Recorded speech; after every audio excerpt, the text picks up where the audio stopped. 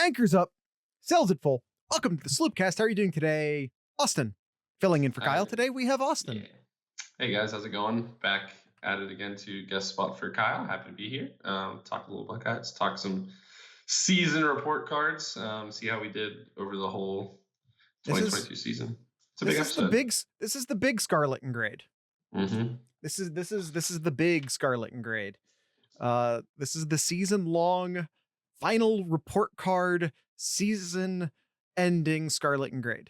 Austin, do you want to introduce yourself? You want me to introduce you? You've done the show once before. We weren't on Huddle at that time though, so you might be in front of some new faces. Yeah, I've been a Buckeye fan for basically my whole life. Grew up near Youngstown, Ohio. Currently live in Florida. I coach a little football, so I know a little bit of things. I was unfortunately at the Peach Bowl, so that was not great. Yeah, so that's kind of a little bit about me. I've been a mod on our Discord server, discord.thesloopcast.com for a little while now. Always be plugging. Always be plugging.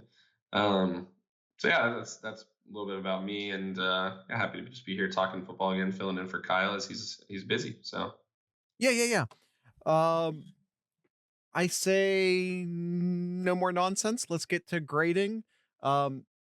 Austin talks like I talk, which means long-windedly, so we probably should get right to it. Yeah, we can't mess around. Kyle's the man of few words. There's not a high volume of words with Kyle. It's quality over quantity for him. But it's quality for for him. You and I are just rambles. All right, yes. But let's bring up the report card.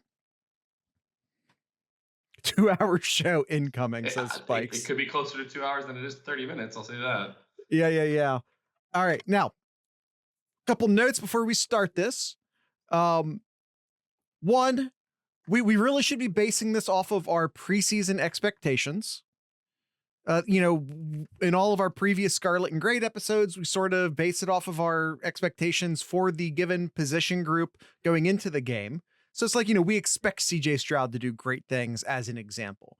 So we grade the quarterbacks. We're not grading CJ Stroud. We're grading the quarterbacks. But, so that's where that example sort of breaks down. But yeah. But regardless, position example, but it wasn't the best. Yeah, it was not the best. But yeah, we are going to grade based off of our expectations.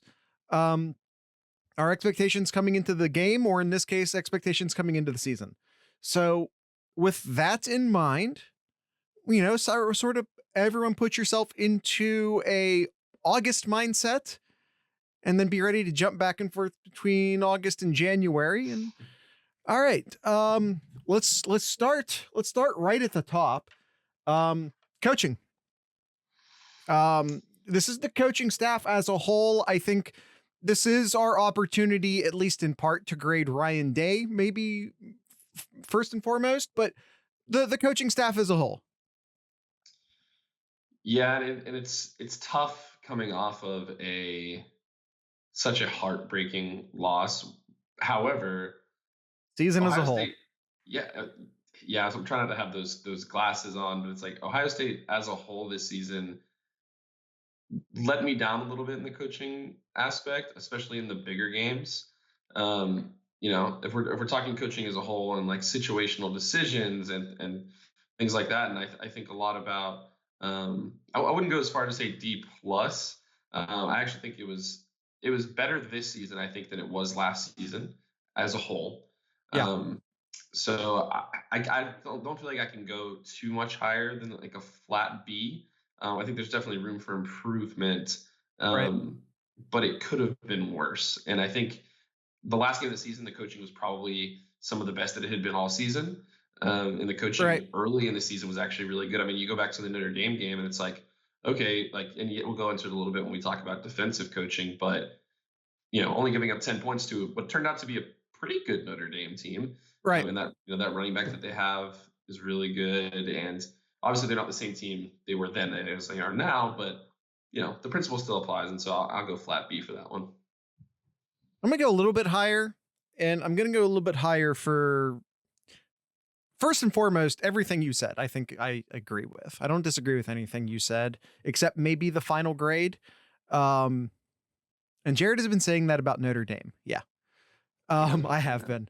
I'm going to go a little bit higher because I think we also have to acknowledge the challenges of this season, which is probably more of I was going to say injury rich, but maybe it's actually injury poor season than we've seen from Ohio State in recent years. Riddled. That's a good riddled. Thank you, Spikes. Injury riddled season.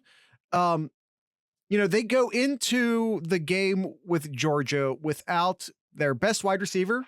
They didn't have JSN basically the entire season. Let's just say the entire season. They went into that game without, let's also just say for the sake of brevity that they also didn't have Chop for the game against Georgia because they had him for one maybe two drives. Yeah. he only ran the ball a couple times. So right. So they didn't have their best two running backs going into that game. And both of those guys were nicked up basically the entire season as well. It felt like there was like okay, which running back are we going to get this week? Right? Seems like one of them would be healthy any given week. It almost felt like it was in the back of my head, and I don't think I ever said this, it almost felt there for a minute like they were doing it on purpose, just keeping one of them out per game. Just going on a rest cycle. Yeah. Right.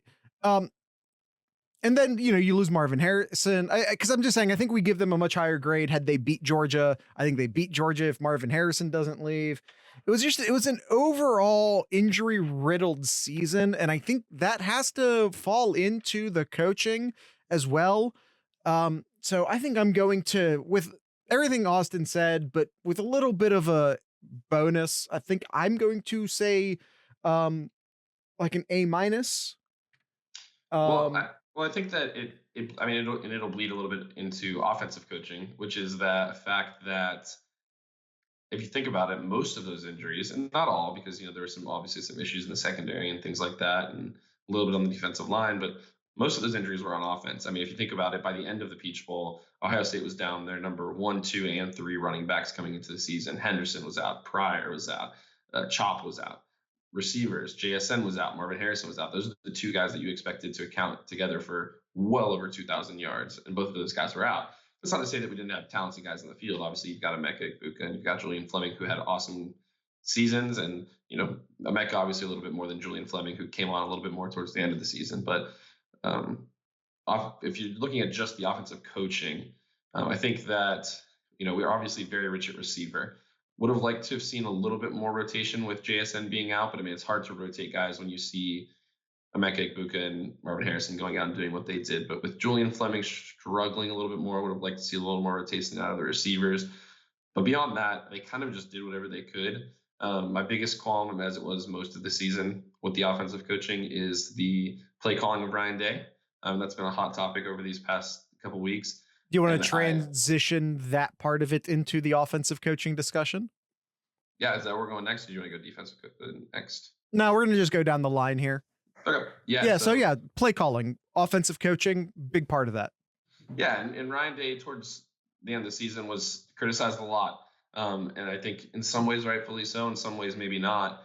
But he, a lot of screens in the Penn State game. I think we counted there was 10 or 11 of those that accounted for maybe 10 or 11 yards, and there's a whole discussion about that and about how terrible it was. And then you get to the Michigan game, and obviously Ohio State loses not scoring very many points. Then you get to the Georgia game, and Ryan Day was in his bag, man. He was right. The play calling of that game, I really couldn't complain about much. Towards the end of the game, obviously we had some calls that didn't go our way, but didn't really feel like it was as much on the play calling as it might have been on the execution of some of those plays. And so, yeah, I'm having a hard time reconciling in my head. Okay, Ryan Day, great play caller when you're playing Maryland, great play caller when you're playing Rutgers, but what does that sort of look like in those bigger games when teams can do things that other teams could not? Positionally, I think that Fry coming in and coaching the offensive line has helped. Also helps obviously when you have 2 All-American tackles. The interior of the offensive line struggled a little bit more, but in terms of play calling and actual coaching points, again, I'm going to go I'll go a little bit higher than the total coaching, maybe go B plus. Just rescuing that a little bit towards the end. And the only real bad play calling games to me were Penn State and Michigan. So I end about a B plus. I wish it could be a little bit higher. I think depending on what direction Ohio State goes in next season, we could see that be a little bit higher, depending on if Ryan Day gives up play calling duties or if he just calls to the games like he called the Georgia game. Right. So, but that's where I ended up for this season. What about you? I agree with a lot of what you're saying.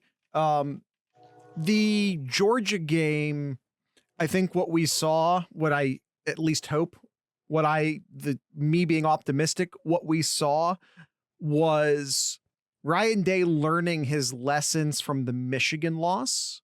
I think so. He went a little Urban Meyer in the Michigan game. Urban Meyer in big games would have a tendency to just sort of like compact himself, hold his breath. Now, unfortunately, for Urban Meyer's version of that was just running the hell out of the quarterback. Save us JT, as Spikes says. I'm good with Day scheming up, but more of the 5 wide receiver and 4 wide receiver looks. Which did Ohio State really well in that Peach Bowl for sure, going empty a lot or spread. Right. And I don't even. I mean, that's play calling. So much of the play calling, as you said, is actually the game prep in the week of, and he'll have an opportunity, especially with Hartline. And I think I've mentioned this before. I'm pretty sure that the offensive coordinator job will go to both Fry and Hartline as co-offensive coordinators. I don't know why. I feel like everyone's just assuming that they're just going to give it to Hartline. I'm like, no, they're probably going to do both. They're both currently coordinators, run game and pass game coordinators. They'll give both of them a OC job. And Fry took a demotion to come to Ohio State. I mean, he was calling plays before, and he isn't at Ohio State, and so I think this probably was something that was in the works a little bit, anyways, knowing that Kevin Wilson would move on, right? And eventually Fry could step into that role. And if Brian Day wants him to split it with Hartline, great, don't have a problem with that. Is Day's issue that he needs a balanced athletic quarterback like Justin Fields? Well, first and foremost, you don't get a Justin Fields all that often. If you need a Justin Fields, well, just look at what's happening to Clemson. If your offense needs a Justin Fields, you're screwed. But no, Stroud, not as athletic as far as like a runner goes as Justin Fields, but still very, very athletic. Yeah. Ryan Day, and we're still talking about the offensive coaching, did not want CJ Stroud to run. Now, we can talk about that from both good and bad aspects. Did you see the play? We all did. The Marvin Harrison touchdown to the back of the end zone because he kept the ball alive. He kept the play alive, was looking downfield. That sort of development comes from not letting your quarterback run. A lot of lesser quarterbacks would have just tucked that ball and ran. But what did CJ Stroud do? He kept the ball up. He kept his eyes downfield. He gets that touchdown. Yet when CJ Stroud ran, yes. And I think once again, was there a learned lesson by Ryan Day during the Michigan game of, okay, but during the big games, let your quarterback run.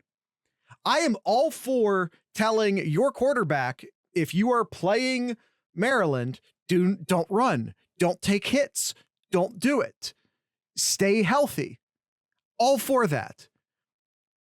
But if it's a Michigan game, if it's a Georgia game, and we saw both planned and improvised runs during the Georgia game, yeah, you need to run, you need to let your quarterback run when you are at a even or at least somewhat even talent level as your opponent.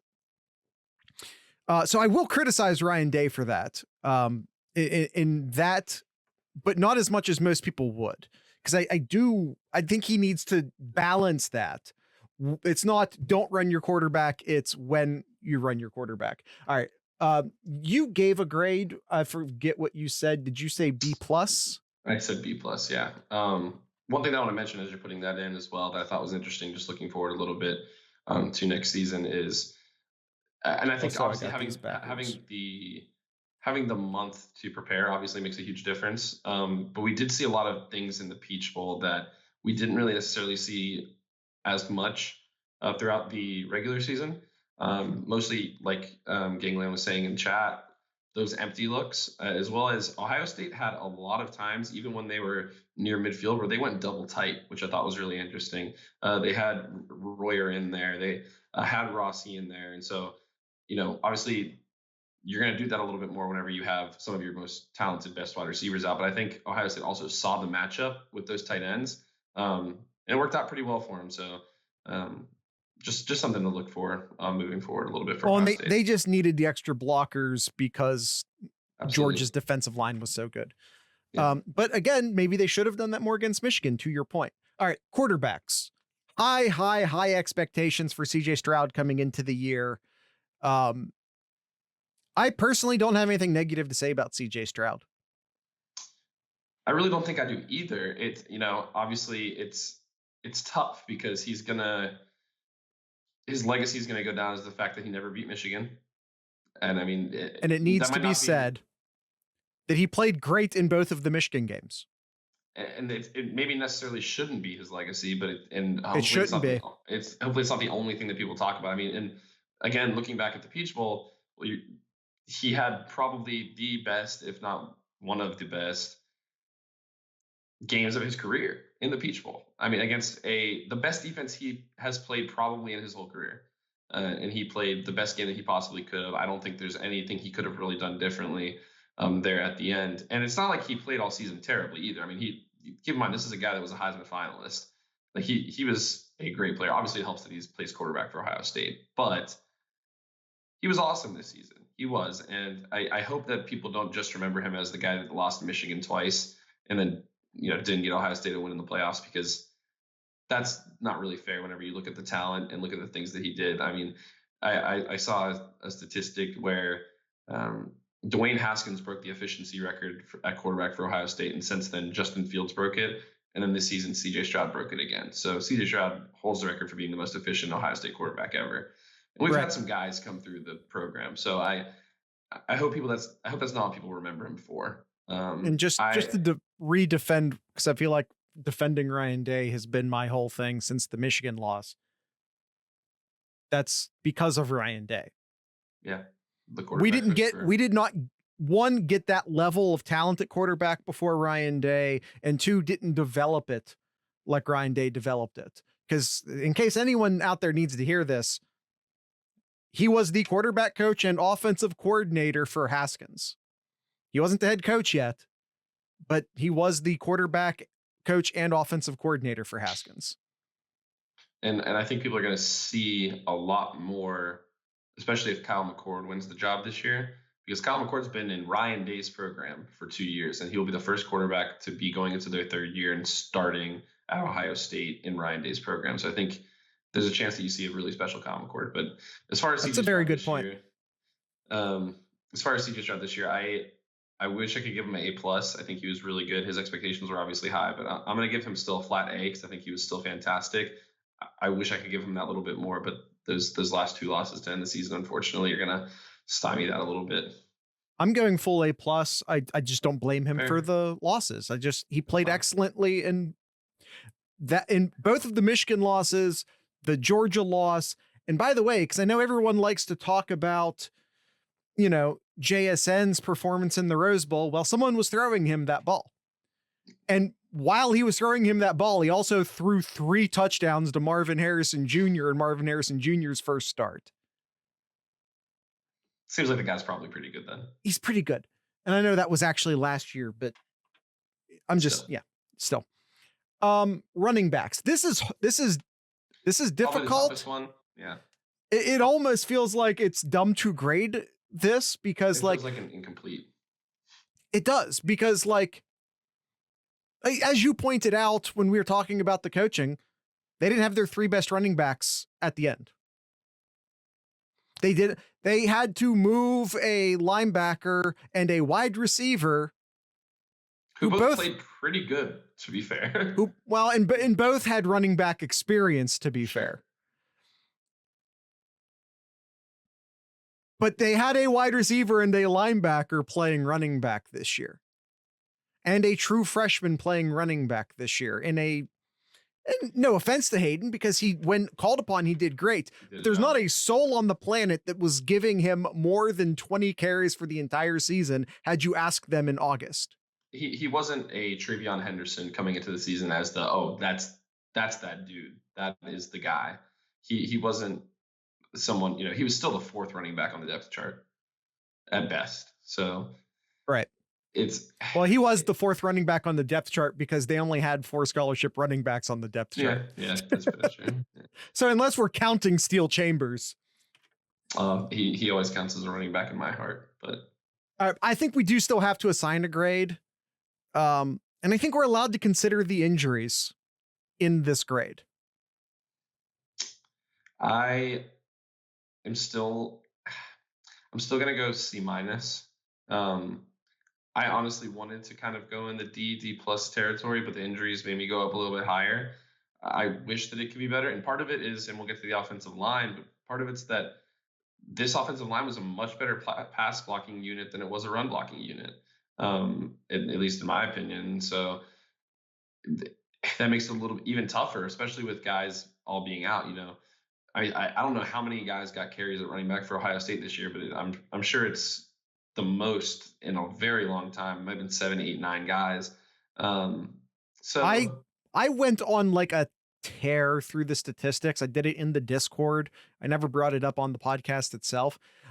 The last time Ohio State, so if you just go by carries, the most carries that the third running back got. So just number 1 in carries, number 2 in carries, number 3 in carries.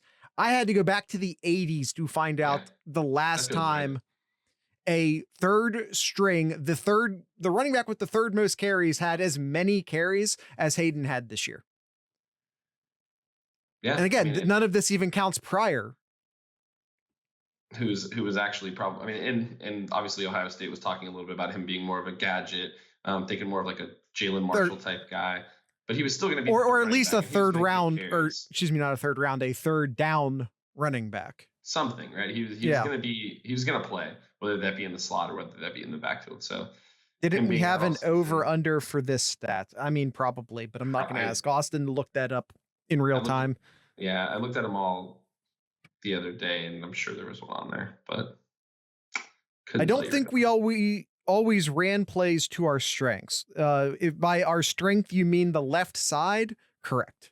Yeah, they probably should have favored the left side a little bit more, but then you have that as a exactly, or just block scheme. Yeah, I mean it was, I don't know. The injuries made it tough. I'll just go with a C as well. But honestly, it just doesn't even feel fair to grade the running backs. Offensive line, again, grading based off of expectation. They only had 1 person returning to the spot that they started. Is that right? No, that's not right. Both of the tackles were back, I think. Yeah, that's right. Both of the tackles were back. How many sacks did we give up on the year? 10, 11? I want to say 11 or 12 because I think they had 3 or 4 in the Georgia game, and I think we went into that game with 8. That sounds about right. That's in the ballpark area of correct. They were an excellent pass blocking unit all year.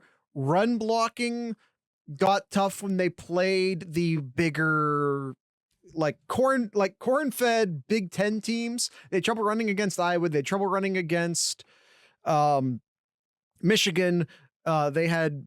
They basically didn't even try to run, at least not like in a proper sense.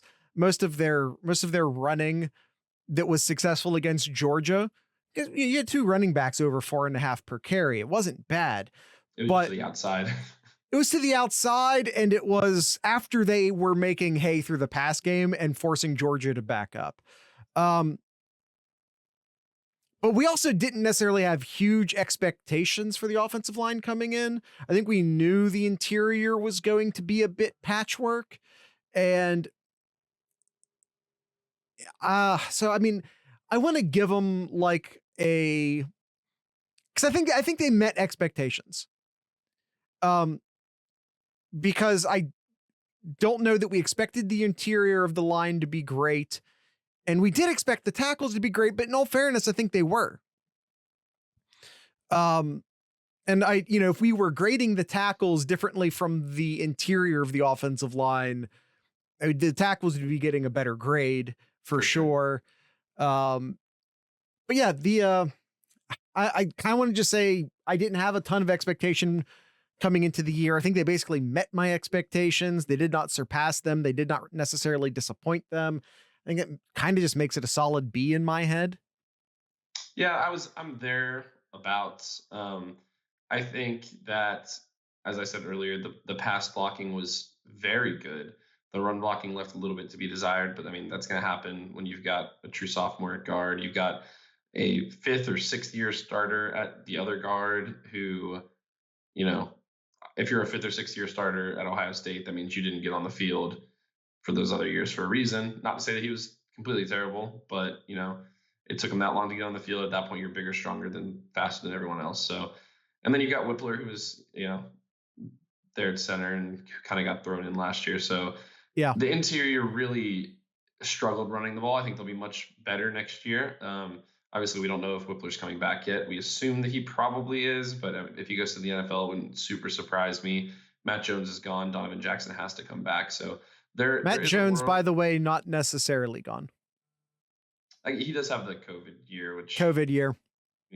That's I don't like to guess on all that because yeah. Who knows what's going to happen? And if he does come back, I mean, I'll welcome him back. I mean, another year of experience, and he's an older guy, but took some time for him to acclimate. Donovan Jackson, there's a world where he's the only offensive lineman that comes back next year. I hope that's not the case because I do like our offensive line. I think that they can improve a little bit, but for the most part, I thought they were pretty good. If they can grow a little bit in how to, some down blocks on running the ball, and obviously I think it helps a lot running the ball when you have running backs that are healthy. So that'll play a big role in it. So I think I'll go a little bit higher than you. I'll go B plus. Would love for that to be an A or an A plus next year. For what it's worth, I'm pretty sure Whippler's going to come back. Pretty sure as well. And it should be stated that while Donovan Jackson will be back, he might not be a left guard. They might balance him out to tackle. But if you guys want more prognosticating on that, Tony Gerdeman will be guesting on the show on Monday. And we're going to go through a depth chart projection with Mr. Tony. All right. The GOAT. Tony the GOAT. Guys, can I get some Tony emotes in the chat? That would be appreciated. We got him. Thank you. we got the Tony emote. Wide receivers. Huge expectations coming into the year. Now, of course, JSN, for all intents and purposes, never played. No. We'll just say JSN was out for the entire year. So it becomes a little bit hard to judge it. And again, because if we go by pure recruiting numbers, along with quarterback, the best room in the it's probably the best defensive ends. I'm only hesitating because of the defensive ends. There's a lot of 5 stars there as well, but yeah. Sure. Yeah. I think Ohio State has maybe 5 5-star receivers in the room right now, which is absurd. I believe that's accurate depending on the site that you look at, of course, but it's either, for me, it's 4 or 5. It's quite a lot. So, and like you said, it's also difficult whenever JSN's out, but I think if you look at what Egbuka did, he was expected to be the 3rd wide receiver, and he stepped into that wide receiver 2 role, played fantastic. He wasn't the go-to guy like Marv was, but he, was still steady, had a really good season. Marvin Harrison Jr., I think, he had high expectations too, but blew those expectations out of the water, in my opinion. I had incredibly high expectations for Marv, and he destroyed those expectations. Exactly. Yeah, he took my expectations and took them down a few rungs and climbed over them, rubbed his feet on my expectations, and then kept running. Yeah, Yeah. and he did, it's not like he just exploded near the end of the season or did something along those lines. And that's where I was just heading to, was that Fleming showed flashes of what he could be. He, especially more towards the end of the season. I mean, I think he had the yips, to be honest, in those middle of games. I mean, Yeah. he dropped quite a few passes, and Right. coming out of high school in that class, I think he was in that 2019 class, if I remember correctly. If not, he was maybe 2020, something like that. But coming out of that class, you could have made an argument that Fleming was the highest rated or best receiver in that class. Uh, I mean, you could at Depending least make upon the which argument. site you looked at, he was the number one player in the class, period. Like, I think ESPN had him 1-1. Now, Yeah. ESPN's rankings are garbage, but yeah, important piece here is that he was, at least according to somebody, the best player in the class, period. Yeah, and so obviously you don't expect someone like that to have all the drops and everything that he did, but towards the end of the season, he turned it on a little bit, and I mean, he's got the body frame, he's got the style that for a nice possession wide receiver. And I mean, in the Peach Bowl, he had an awesome game, Yeah. especially whenever, even when Marvin Harrison was in, as the third receiver, which if they all come back, he's going to be the third receiver again next year. Right. And having a guy with Fleming's talent, JF4, as the third receiver on your team, Marvin Harrison and Nick Book are going to get a lot of coverage next season. And so if Fleming can step up a little bit, not have some of those drops, I Right. think he's in for a really, really good season. And so I beyond think it's him, very valuable to have had the yips and gotten over the yips. Absolutely. And I think that that's going to be valuable for him going into next season. But beyond him this year, I think the wide receivers, as high expectation as I had them, and considering the fact JSN was hurt, I'm going to give the wide receivers an A+. I don't think that there's much else that they could have really done, barring JSN not getting hurt, which isn't his fault. And so I don't know. I mean, our wide receiver room is the best it's probably ever been at Ohio State, and maybe ever will be. I hope not. I hope we keep recruiting at this level. But I mean, the 5-stars just keep coming in, and Right. every season the wide receivers just keep blowing the expectations out of the water. And so, yeah, I don't think that I could have asked much more from them this year. I am gonna go with actually an A-. I think they disappeared against Michigan. I think they disappeared in a couple other games where, again, I say this because we're grading based off of expectation, and the expectations were up here. So I think in the same way that, like, you didn't quite give the full A+ to CJ Stroud because the expectations were so high, it's kind of where I'm at with the wide receivers. I think there were moments this year where it felt like Marvin Harrison Jr. was the only one getting open. And when you have a room filled with 5-star guys, I don't think that should ever be the case.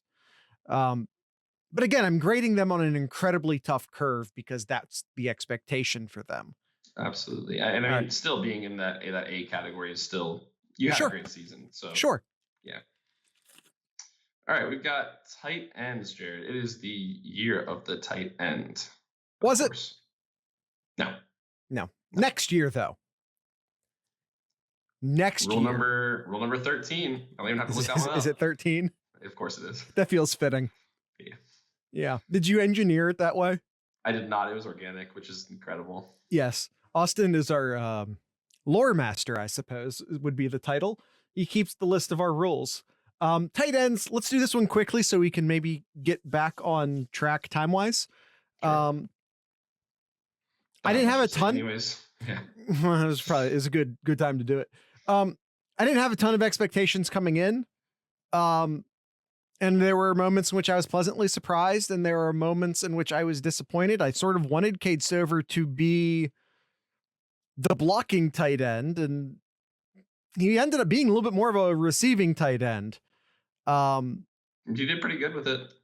He did fine with it. I think I'm just going to go with like a B here. I didn't have a ton of expectations, and the sort of what I got back from those expectations was not being either impressed or disappointed. So I just feel like this is like middle of the road expectations, middle of the road production. I feel good just like giving him a B and moving on. Yeah, I pretty much agree with everything you said. I'm going to give him a B-. I mean, just basically roll back everything you just said. I do think that Kate Stover was a lot better at the beginning of the season. I don't know if that's a wear and tear on the body type thing. Rossi is awesome. Love Rossi. Royer came in towards the end of the season. G. Scott finally got a touchdown. So yeah, I mean, it was a decent. He fell off. Yeah, I saw it. Yeah. Gangland called him Farmer Gronk, which is incredible, of course. Yeah, I don't know if it's accurate, but it's funny. Yeah, which is all that really matters here. Right. So, but yeah, I'll go B-. They were fine. Seemed he was pretty banged up the second half of the year. Yeah. Well, that's the thing. Like, if you, as a season as a whole, it's almost fair to just say that Ohio State peaked too early, it felt like. And I think a lot of that has to do with injuries.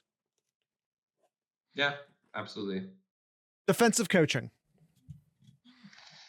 You go first because I need time to gather my thoughts and speak eloquently. I have two conflicting thoughts here. Yep. And I said we have to both think with our August brain and our January brain, right? We need to remember. So my first thought is we need to remember how absolute shit this defense was last year. And it was pretty shit. We need to remember that. So we need to remember the progress that was made in a single offseason. So that's me. That's my August brain giving an incredibly favorable.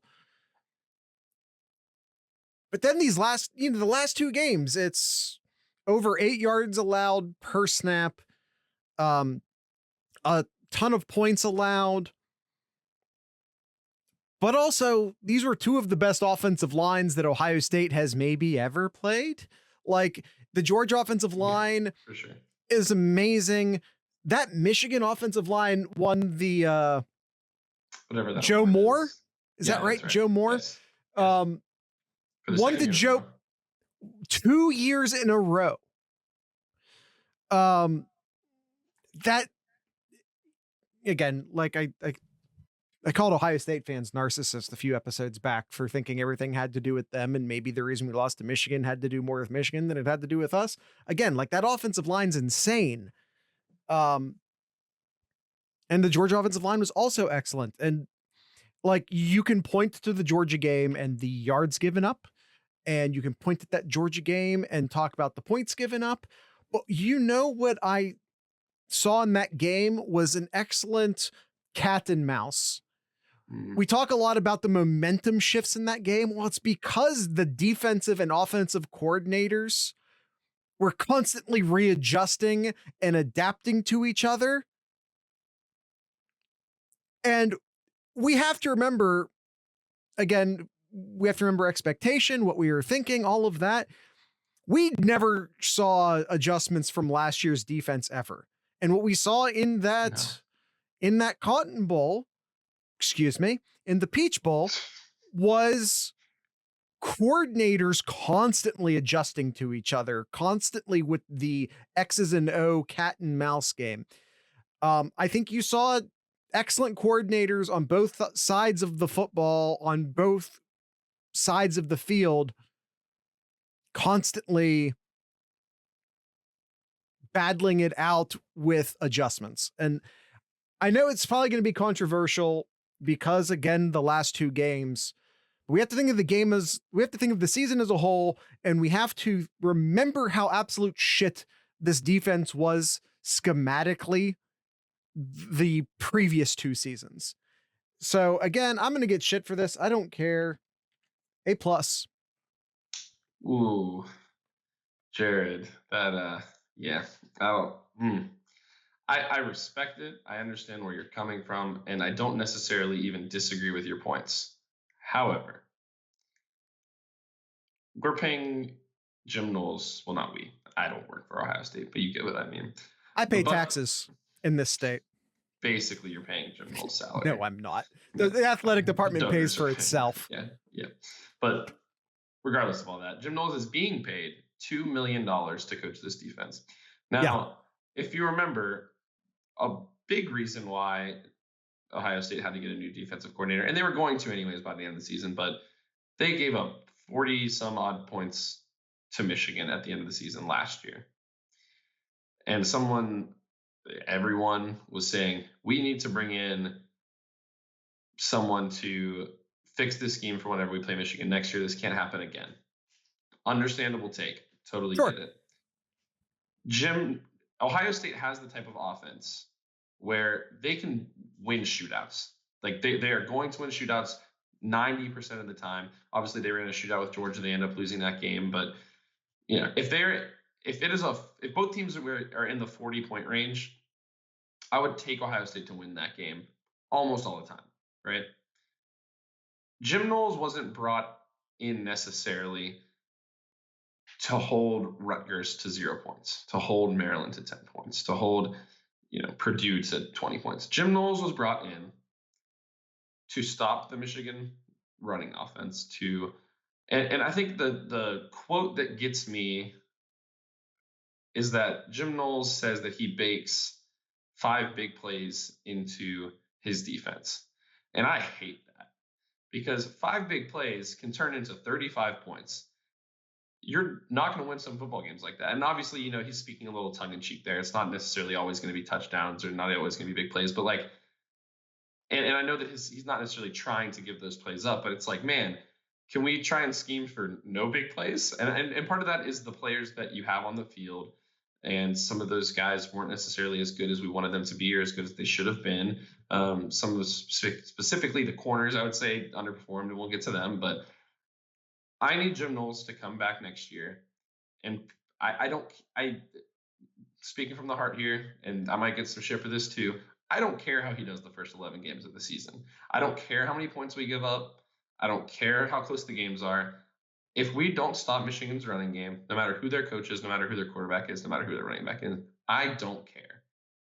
Spike says the idea is that he's talking about the giving up X number of big plays a game. The idea, though, is that it buys you 3 or 4 3-and-outs, which keeps the offense out on the field. I totally get it. This is a thing, and if you guys want to hear me go about this in a little bit more detail, you can go listen to the Scarlet and Gray Peach Bowl edition. There are consequences. No matter what you do, there are consequences.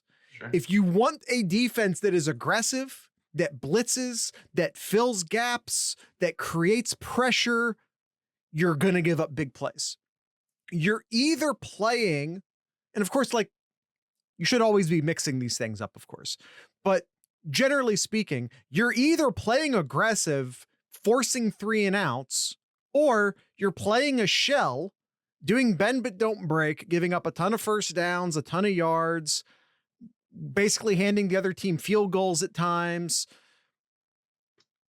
But wouldn't you have bought that whenever it came to the Michigan game? That I feel like Knowles shouldn't necessarily be putting Ohio State in the position that he did. That shouldn't be the game plan every week. When you're playing a team like Michigan, let them run the ball down the field and kick a field goal. That's fine. When you're letting them get 80-yard touchdown passes, whenever J.J. McCarthy is their quarterback and he's underthrowing his receiver, in that game against Ohio State, it's not like he was throwing pinpoint passes. He was throwing passes to wide open guys. Right. And so I know you're on the A+ side of it. I need more from him next year. And I'm not saying he was bad. I appreciate him getting Ohio State's defense statistically better, but it doesn't matter if you don't win the big games. It also needs to be noted that he hasn't been on the job for a full year yet. Yeah, absolutely. And all of that can be taken into account. But at the same time, it took him 3 or 4 years to get Oklahoma State in check. This isn't Oklahoma State. This is big boy football. This is Ohio State. And that also has to be taken into account. So I think last year we gave the defense an F. So all things considered, the C that I'm going to give them is actually pretty good. Okay. Well, I would love to argue more with you about this, but we do need to move on. This is going to be a long episode. Defensive ends. The defensive ends I felt like were disruptive all season, even when it didn't statistically show it. Yep. But like with the wide receivers, like with the quarterback, we expect that. We expect that. Like you have, man, it almost even feels disrespectful to the defensive ends to call them 5 stars. Yeah. Like it all, Harrison, JT, Sawyer. I don't Those know are if they all 5-stars. right. Those were. I don't know if they all finished in the top 10. I think Sawyer may have fell out, but those were all Harrison top. and JT did, I'm pretty sure. Yeah, those were all at least at one point top 10 recruits. Not the position, but regardless of position. Right. And by the way, that's not even counting like Javonte Jean-Baptiste, who was a high 4-star. Anyway, I thought they were incredibly disruptive for a lot this year. Don't feel like they were always as effective as I would have want them to have been against the running game. But I don't think that was their job. I think their job was to more occupy blocks in the running game and allow the linebackers to get the tackles, which worked for the most part. Again, they probably deserve an A+, but again, going off of expectation, I'm going to bump them down to an A because, like I said, just expectation. We expected them to be amazing. Well, Jared, I think this will be the quickest one because I also want to give them an A. They, based on the scheme, did everything that was asked of them. I think we're so used to seeing our defensive ends get sack numbers, and we're thinking Chase Young, and we're thinking both of the Bosa's, but and these guys are one of the Bosa's, if we're being honest. Sure. And that's not even shade towards younger Bosa. It's just he was injured a lot. Yeah, but we're thinking of those sack numbers and those type of things, and it was a very different defense than this defense. I think this defense is built for that bullet position and those linebackers to get the sacks and to get the tackles on blitzes and things like that. And so, not to say they didn't get some, they did. I mean, JT Tuimoloau had one of the best games a player has ever had in college football history. So but based on the scheme and the things that they were asked to do, give them an A. All right. Defensive tackles. Not going to be nearly as nice here. I had very high expectations. I don't want to call anyone out by name, but there were certain players who we expected to be disruptors. And they showed flashes of being disruptors, but those flashes were too few and far between. And again, in games like Georgia and Michigan, where they had to face like real, and by the way, even like not even Georgia and Michigan, like Iowa, where they had to face like grown men at, interior offensive linemen, they struggled. Gangland says we need more consistency on the inside, and I think that's exactly what it is. Also size. I think if you look at the defensive tackles that Ohio State's been starting for the past years, they're not small per se, but the type of player we've been recruiting at that position is a little bit more of an athletic defensive tackle. You don't necessarily see the 300-pound, 310-pound guys that are. We do have 300-pound guys, but 300 doesn't mean what it used to mean. If we're it's more athleticism than it is guys that are going to go and Jalen Carter is not a fair example because that man is inhuman, but he's athletic and also just huge. And I think if Ohio State could have someone who's maybe half as athletic as that, but still that size, eating up blocks on the inside, that would help a lot. And we didn't have that this year. And that's a big part of why the defense wasn't necessarily as good against the run as it could have been, especially late in the season. Yeah. So I'm going to go, I think C+ here. I was going to go flat C. So we're pretty close. Yeah. Linebackers. Based off of expectations, remember that the linebackers at Ohio State, and I'm going to say this very, very carefully, performed. I don't want to say that the linebackers were shit because we've seen Pete Warner go into the NFL and do amazing things. He's way better as a pro than he ever was at Ohio State, which just proves that the issues were schematic and yada, yada, yada, yada. So I don't want to say that the linebackers as individuals at Ohio State have been shit for several years. Again, want to be very careful the way I say this. I'm talking the way they have performed due to schematics have been shit at Ohio State for a very long time. A very long time. And they were one of the strengths of the defense this year. I want to give them 2 pluses. It's like an A plus Yeah. plus. I I'm not I was going to, but obviously I was obviously notoriously critical of Tommy Eichenberg for the longest time, calling him Tommy Eichenborland, which is still one of my favorite things to just say. It just rolls off the tongue. but it's also a little racist if we're being honest. I've got to put my foot in my mouth. He proved me wrong. He had at least in the past 10 or so years one of the best linebacker seasons at Ohio State. I mean, he was all over the field. I still don't want him in coverage. I think we saw that a little bit in the Georgia game. And by the way, that coverage still Disagree. wasn't completely terrible. It was actually one of the fastest. He was up against one of the, first off, it was a zone. It wasn't a man. So when people were thinking like, oh, this is just like the Alabama. No, it wasn't, because it was a zone coverage, not a man coverage. And 2, Eichenberg was close enough to at least make the tackle. Yeah. I mean, he was pretty good. It was a pretty good throw. You can't even blame him on that one. But regardless, if you look at the whole season, Eichenberg played great. Steel Chambers played great. And I think the biggest part of it is that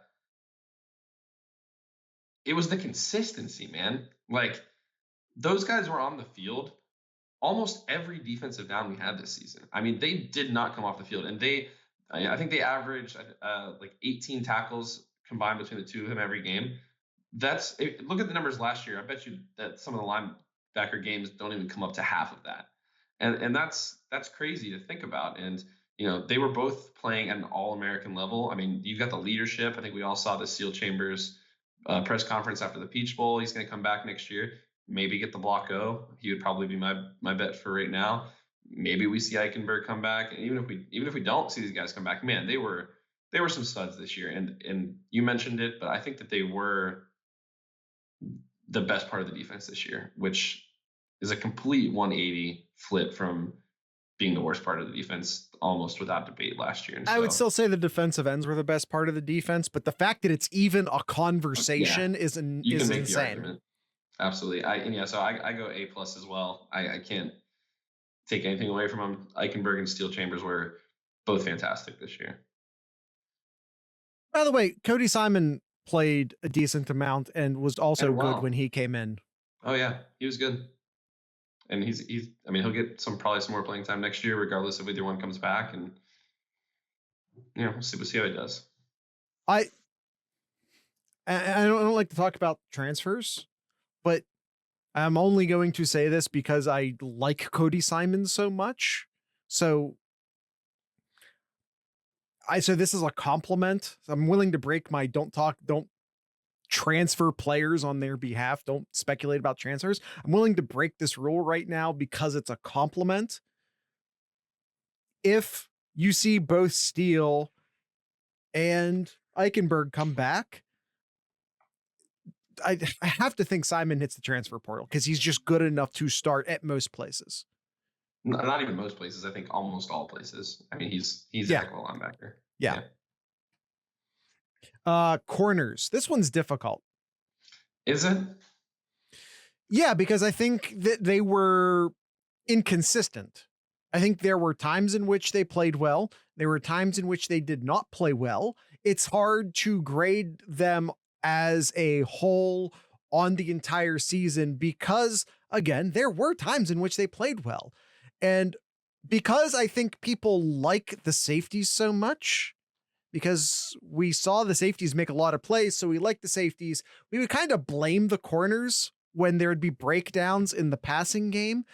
Mm-hmm. But if you go back and watch, it's not true. It's very frequently the safeties giving up big plays in the passing game. We saw, first off, they also had injury issues from the get-go. That needs to be discussed much. So that's another reason why it's like not as much as the running backs, but kind of like the running backs. It's difficult to grade them. It's difficult to grade the corners because there were a lot of injuries. I thought Burke struggled early. I don't, so. But he corrected it.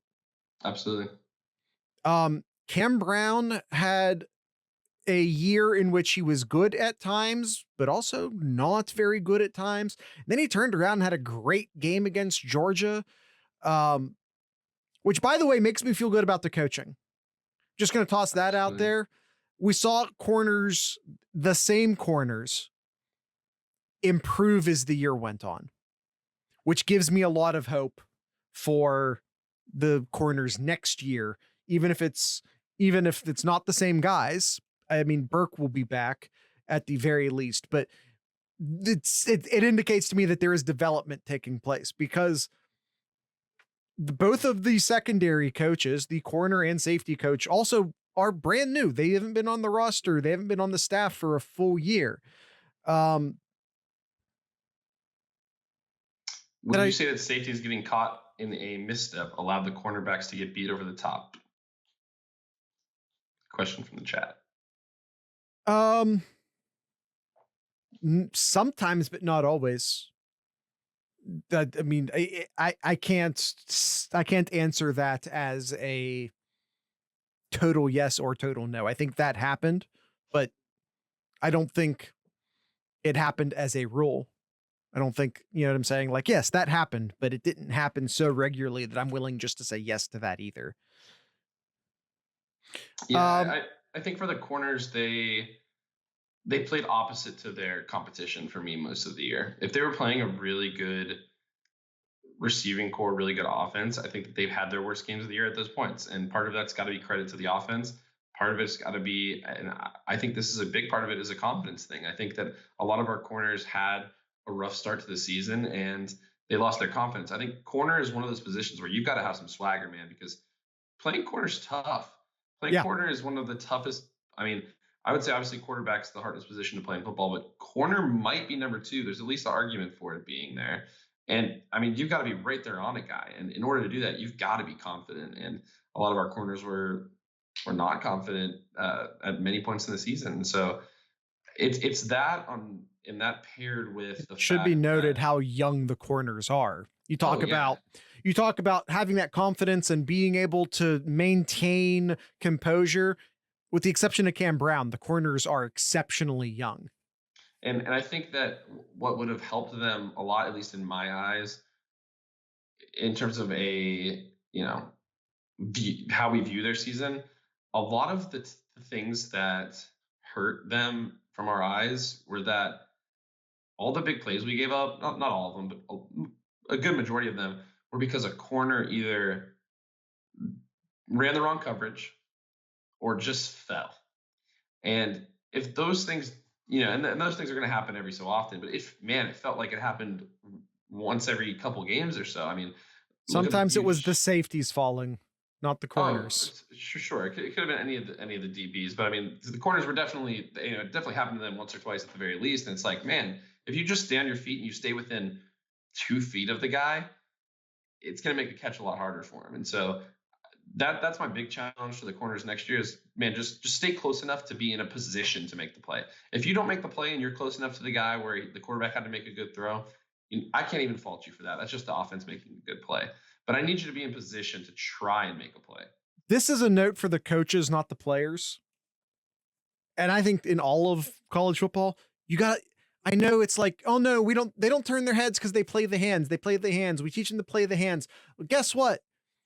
If JJ McCarthy's throwing up an arm punt and the ball's floating and the ball's short, if they're playing the hands, they're going to run straight into the wide receiver and it's a defensive pass interference. When in any other situation in the NFL where they do have the corners turn their heads, that arm punt, that floating ball puts the defensive player in position to pick that ball off. I don't know how many times I feel like that happened an exceptional number of times to Ohio State this year. Absolutely. Whether it was against Penn State or Michigan, especially, the number of DPIs simply from that alone. Yeah. And that's not the player's fault. That's how they're coached, but that's got to change. Because those arm punts just lead to 15-yard penalties way too frequently. But we need to do this grade. I'm gonna do I'm between like a B- and a C+. What do you think? I'm gonna go C minus. I was between a C and a C minus. So I just really want to see them not fall and just get a little bit of their swagger back. And I want to mention. I mean, I'm sure any self-respecting Ohio State fan knows this. These aren't grades saying that our players are terrible. These are some of the best players in the country, and I love them, and I hope that they're fantastic next year. But man, some little things just need to be improved. That's all. How do you expect to force turnovers if they don't play the ball? They don't. That's the issue. Yeah. Safeties. I had incredibly high expectations for the safeties, and we saw exceptional play from the safeties at times this year. But man, we also saw just some unacceptable play from the safeties at times this year as well. It's like the corners, but to further extremes. And for that, and for what it's worth, had much higher expectations for the safeties this year than I had for the corners.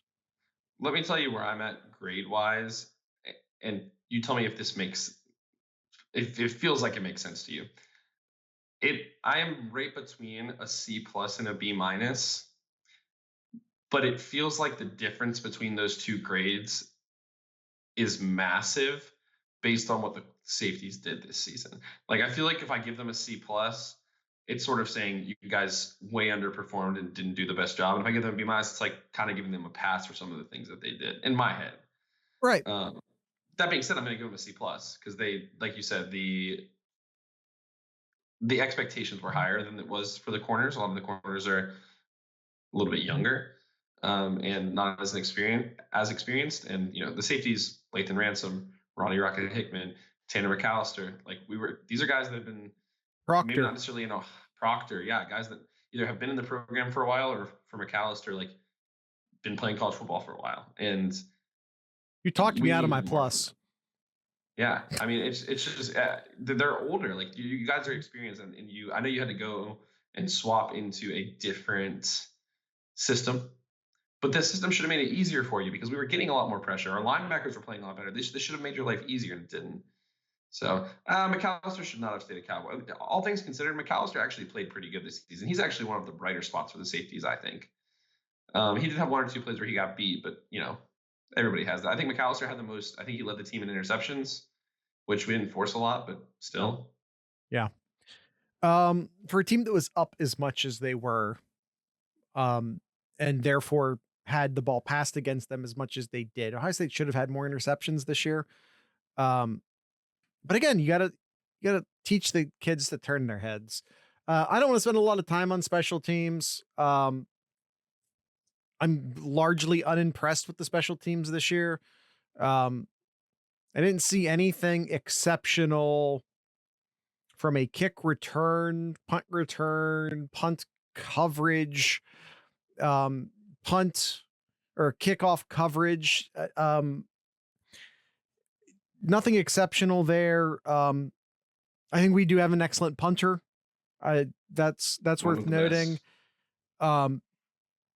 I don't know why Ohio State has a special teams coach. If the special teams is going to be this bad.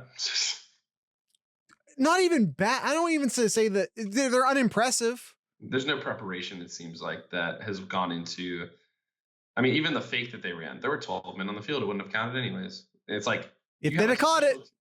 If they'd have caught it, but you've got a special teams coordinator. That means, unlike, and we've mentioned it. Like, what other roles is he filling in? Is he a great recruiter? Is he helping out around with other positions?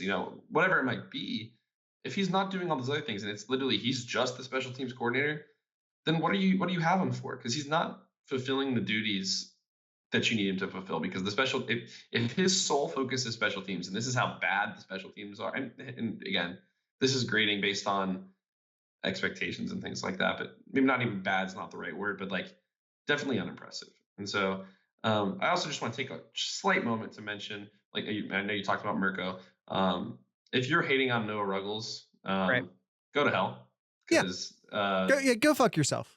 Yeah, absolutely go fuck yourself, because that guy poured his all into the program. He missed one field goal, and it happens. You go out there and try and kick a 50-yarder with the game on the line to go to the national championship, let alone just kick a 50-yarder in general.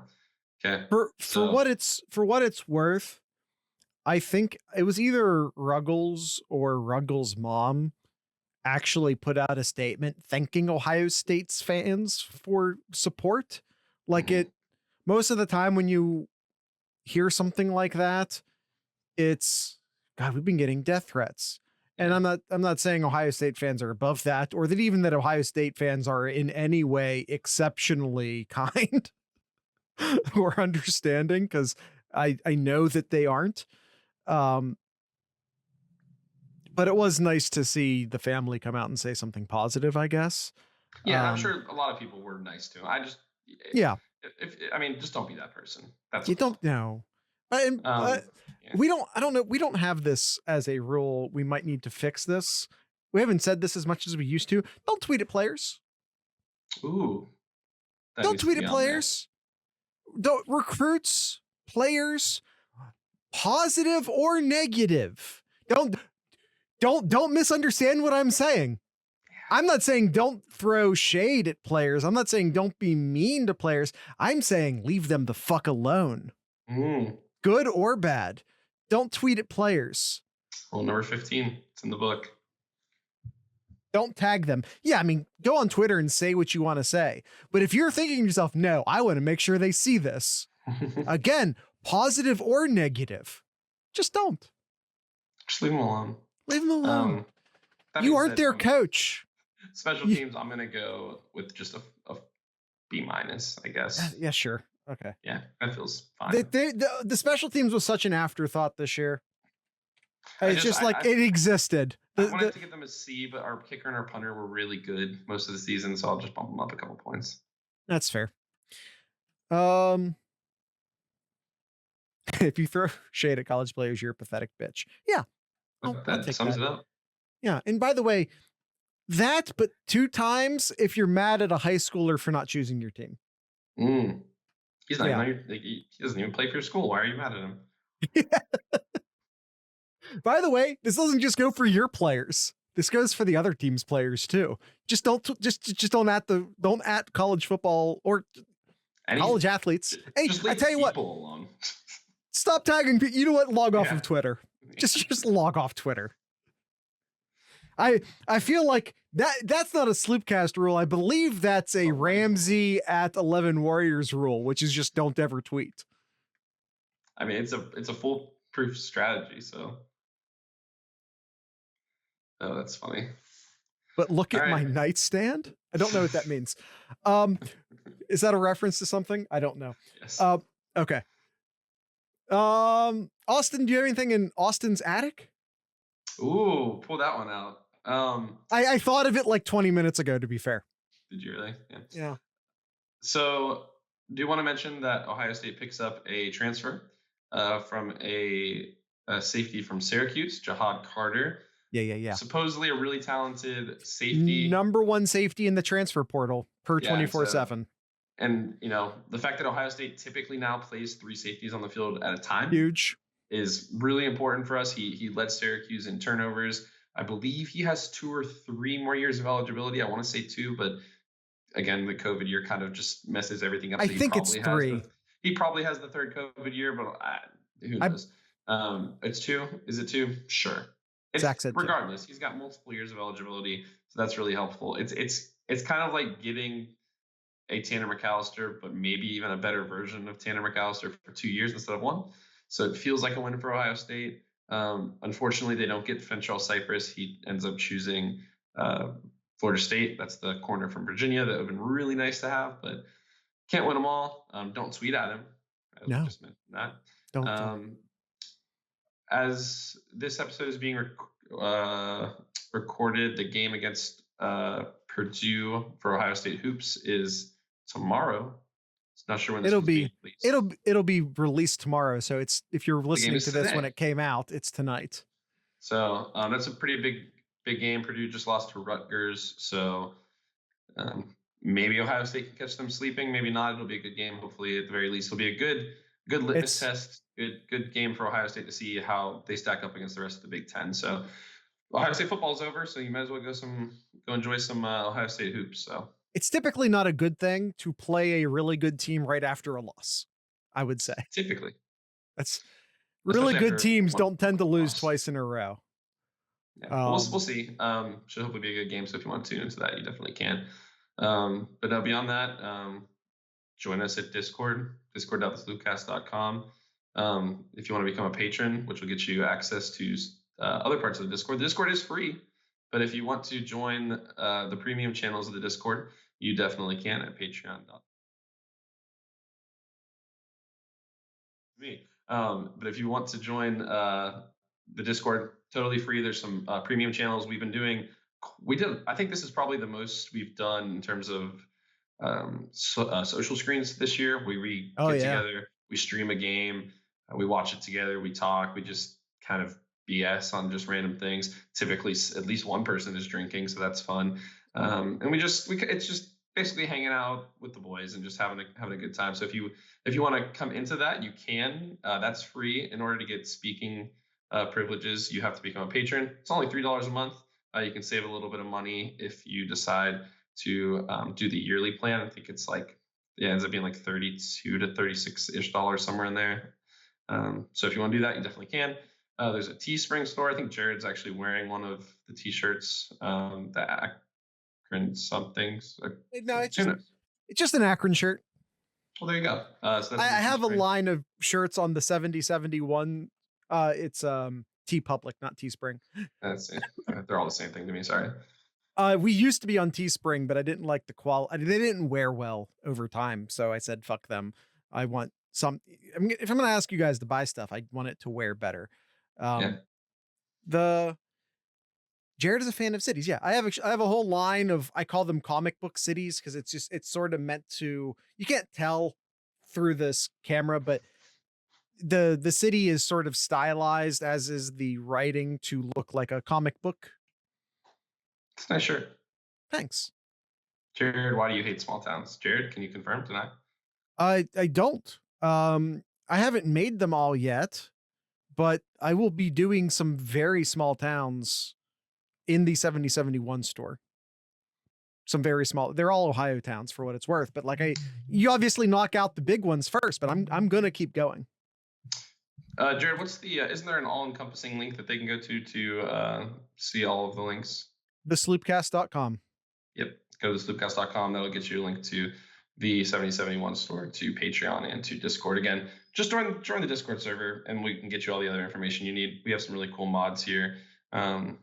If you guys need any more, we've got one or two, at least one.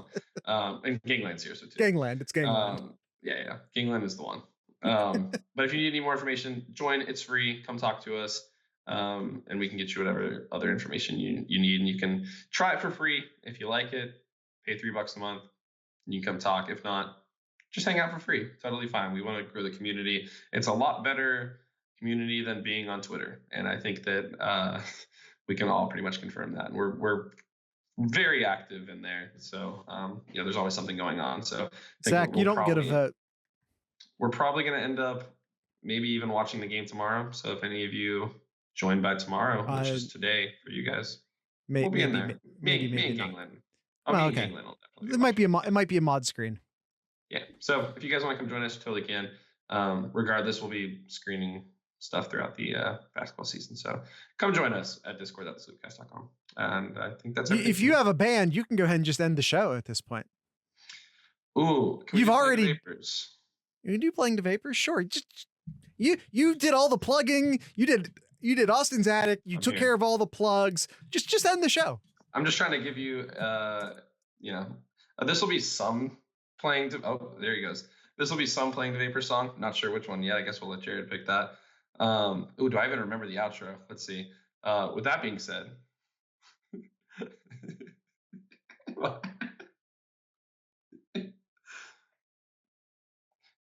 With that being said,